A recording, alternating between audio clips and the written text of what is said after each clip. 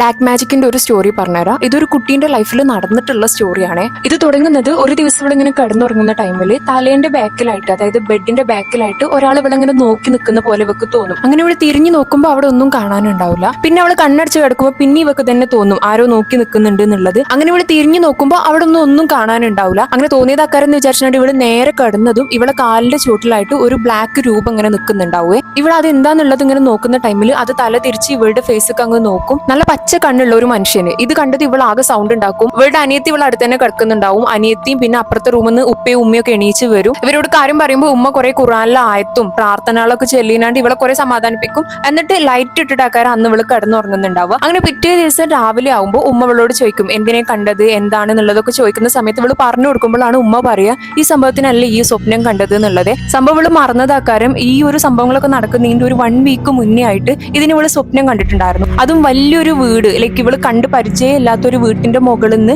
ഇത് ഇവളിങ്ങനെ നോക്കിക്കൊണ്ട് നിൽക്കുന്ന ഈ സെയിം പച്ച കണ്ണായിരിക്കും ഇതിനുണ്ടാവുക. ആൻഡ് ഇതിന്റെ നോട്ടാന്നുണ്ടെങ്കിൽ ഭയങ്കര ദേഷ്യം പിടിച്ച് നോക്കുമല്ലോ. അങ്ങനെ ഇങ്ങനെ നോക്കുന്നതായിരിക്കും.